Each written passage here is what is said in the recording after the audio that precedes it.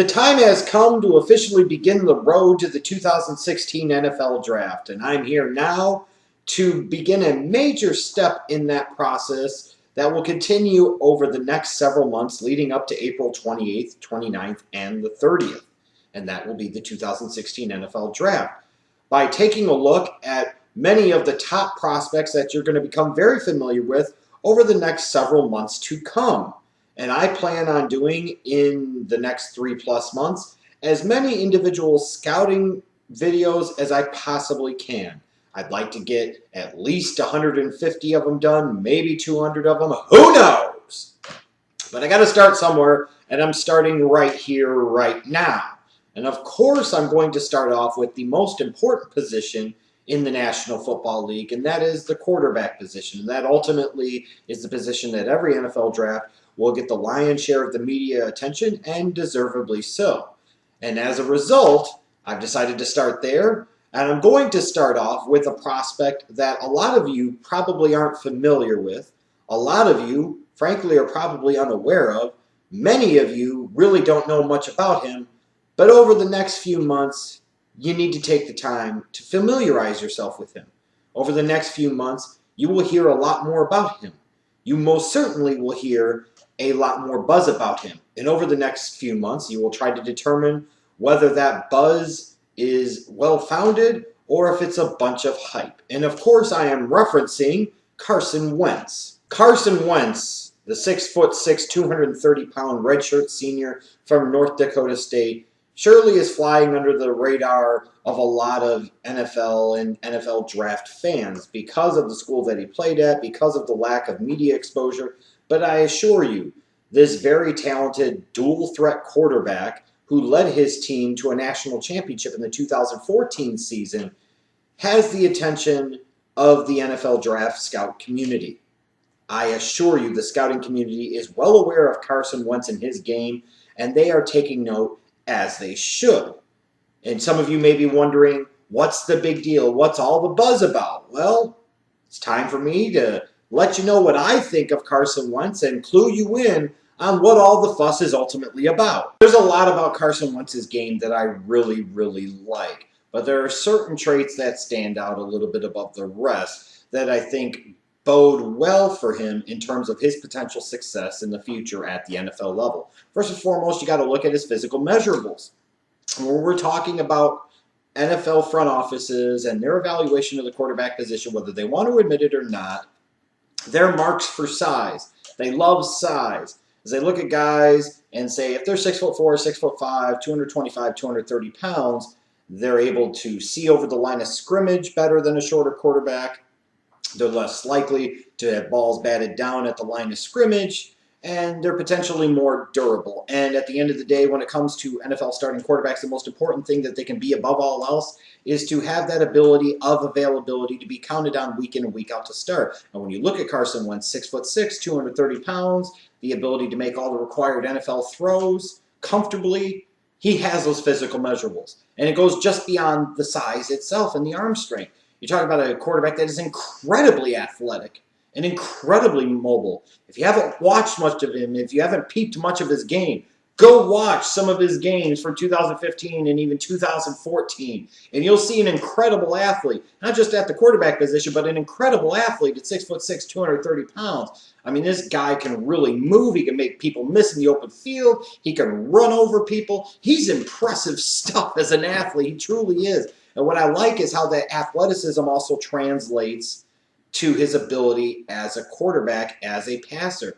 He's good throwing on the move to the right and almost equally as good throwing on the move to the left, which is impressive when you're talking about a right-handed quarterback, because that could be a more challenging throw, is moving to the left. Well, he can do it very comfortably. I also really like his ability just as a passer. Again, he's shown me the required arm to make all the necessary NFL throws. Here's a guy that's shown me the ability to make some big throws in some big spots, make some tough throws in some tough spots, and be very, very, very competent in doing so. This is a guy that didn't make a lot of bad decisions. He made a lot of good throws. Made some less than perfect throws, sure, but he didn't put the ball at risk a lot. and he did a lot of things to help his team move the ball down the field because of his ability as a passer. Another thing that I think will really help him at the NFL level is the fact that he has grown in terms of his field vision. Now, granted, he's not the best in this draft in terms of going through his progressions and reading the defense and moving the defense with his eyes, but he's gotten better. He got better in 2015 compared to 2014.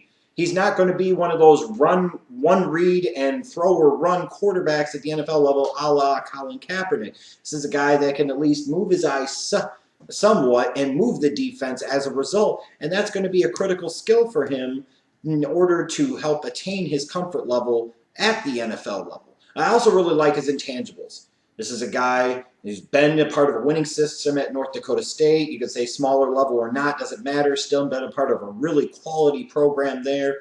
At 23 years of age, he's coming in a very mature young man. All indications are a really good leader and a quality person, a quality individual, quality human being.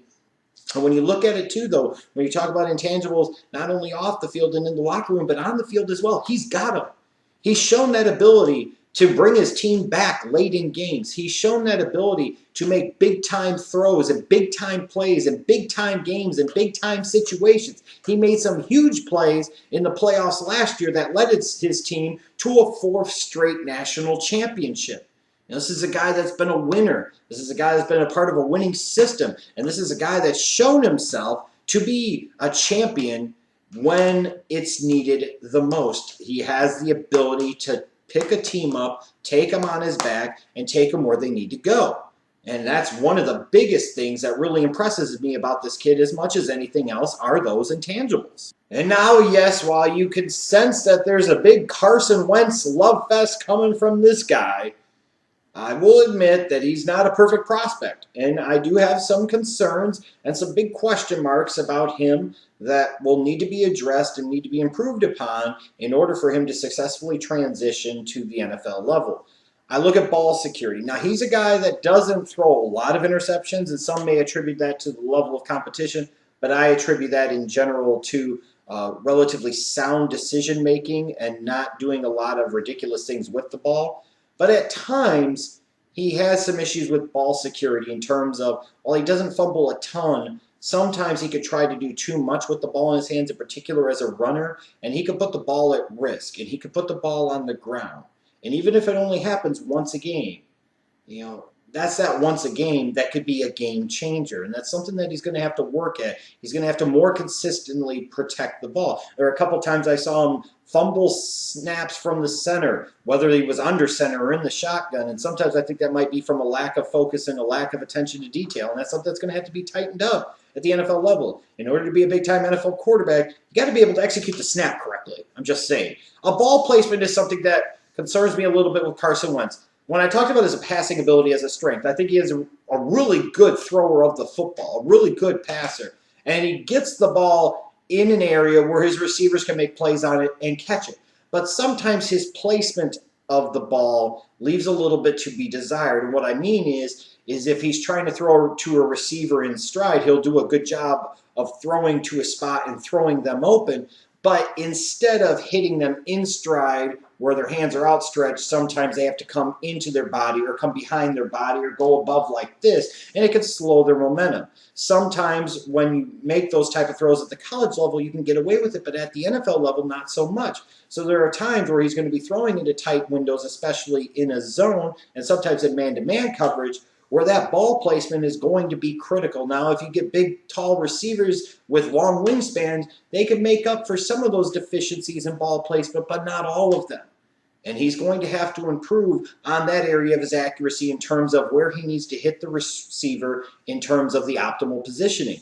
Now, one thing that I have a concern about with his game as well is his feel in the pocket and his pocket presence. Now, I'm not saying in the sense that as soon as he gets rushed, he drops his eyes like a Brett Hundley, or as soon as he gets any rush in his face at all, he cowers and withers like Blaine Gabbert did at Missouri.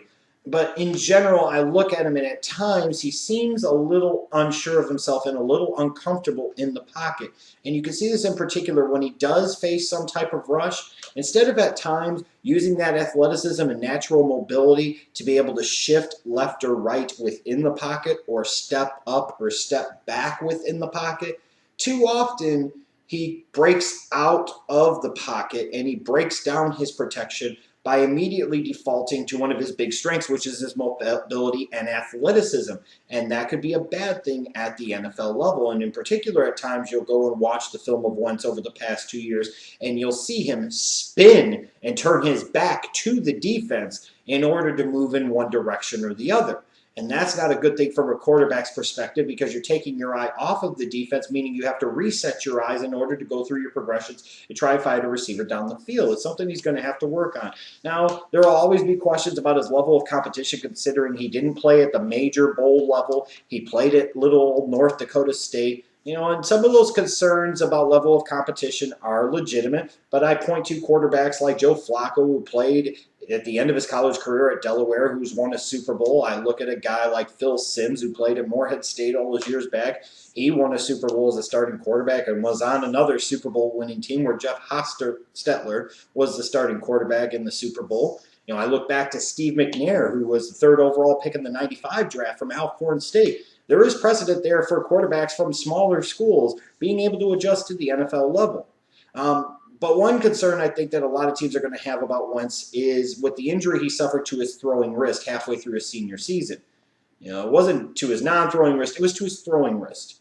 And you never know when it comes to wrist injuries what that can mean and what type of impact that can have on them and their future in terms of as a passer.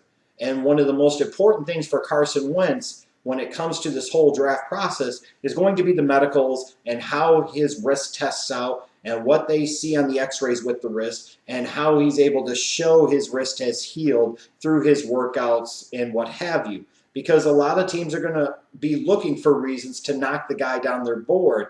And if he doesn't show a full recovery from that wrist injury, it could really potentially affect his draft stock negatively. It's very important, I think, especially when it comes to the quarterback position, to try and compare the prospect to somebody that's already in the National Football League because it gives you a gauge potentially for what their upside could be or what they might look like at the NFL level. Now, you'll hear different comparisons for Carson Wentz in the weeks and months to come, and many of them will be absolutely shit.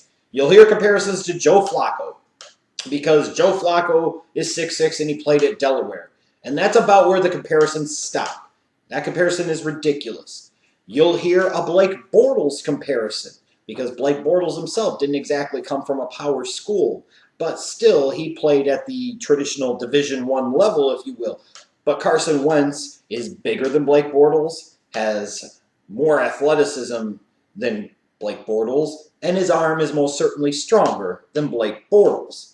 To me, the best comparison, I've heard some people throw out Ryan Tannehill, and I don't think that's a terrible comparison in terms of a guy that's very athletic, a guy that has an underrated arm, but a guy that is a bit of a project and could take some time to develop.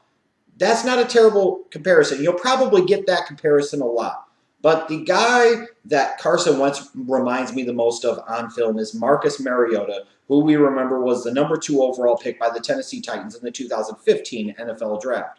They're both dual threat quarterbacks that are equally adept at hurting you with their arm as they are with their feet. Frankly, both of them have underrated arms. I always thought Mariota's arm was underrated. I most certainly think Carson Wentz's arm is underrated. And I think both of them, in terms of when they were prospects coming out of college, are underrated in terms of their NFL readiness. I thought Mariota was much more NFL ready than he was given credit for in the draft community. And I most certainly think, even with the lower level of competition, that Carson Wentz is more prepared for the NFL than a lot of people give him credit for, in part because, unlike Mariota, Wentz ran a slightly more traditional pro-style NFL type of offense. He actually played quite a bit under the center and out of the shotgun. He did a lot of different things. He did a lot more in terms of the different looks that they ran on offense than Marcus Mariota did at Oregon. Now, both of them, I think, need the right coach and the right offense that is custom suited to their skill sets and what they bring to the table. They need an organization that understands how to work with them and how to utilize these guys. I think the perfect player comparison for Carson Wentz, for my money, is Marcus Mariota. So what does this all mean in the grand scheme of things? Well, as you can tell, I'm a big fan of Carson Wentz and his potential and possibilities at the NFL level. And when I look at him, while he's not a perfect prospect, he's a really damn good one in my mind. And to me, he's the number one, and I'm going to emphasize this and repeat this again, and I'm going to be on record on this permanently on YouTube, so you can come back and mock me or praise me later. Hopefully praise me. Carson Wentz, to me, is the number one quarterback prospect in the 2016 NFL draft class. For my money, he's the best all-around tools package prospect at the quarterback position in this year's draft. Now, it could potentially take him till year 2 or 3 to fully demonstrate that and show that, because there will be some adjustment to level of competition. There will be some adjustment in terms of an organization bringing him into the fold and trying to figure out how to best utilize him. Some of them may automatically buy into the fact that because he played at North Dakota State, he's not going to be immediately NFL ready and all this other hot garbage. But here's what I know. If Carson Wentz played at a major program, he would be getting number 1 overall pick hype, period, point blank. He'd be getting Heisman hype. They'd be talking about him being that type of can't-miss franchise prospect. And that is the God's honest truth. If he played at a bigger school, you'd know a lot more about him, and there'd be a lot more hype about him, that's for damn sure. For my money, Carson Wentz should go in the top 10 in this draft. This isn't a really great draft to begin with, and if I'm going to gamble on any position, especially if I have needs all over the place, I'm going to gamble on a quarterback with this combination of skills and tools. If I'm going to gamble on any position, it's going to be this one and on a guy like this. So for my money, when a team like the Cleveland Browns are picking at the top of the draft and they're potentially looking at taking a quarterback again, you'll hear probably a lot about Jared Goff or Paxton Lynch. At the end of the day, the quarterback I believe that they should be looking at more sincerely is Carson Wentz. Ultimately, though, while he should go in the top 10, if he tests well at the Senior Bowl, if he interviews well at the Senior Bowl, he throws well at the Combine, his medicals check out, he could still go in the top 10. Is probably more likely, at least the way things stand at this moment, with there still being almost 4 months until the NFL draft, that Carson Wentz will end up being a first-round pick. I don't buy that he's going to go in the 2nd or 3rd round. I just don't see it at this point. It's probably more likely he'll go somewhere between picks 11 to 25. And what will happen is, no matter the fan base of the team that selects him, there's going to be a lot of questioning, a lot of second guessing, and a lot of hemming and hawing, because frankly, a lot of people haven't done their due diligence and actually educated themselves on this guy. And once they do, and once they see him actually take the field at the NFL level, they're going to be damn sure glad that their franchise took him.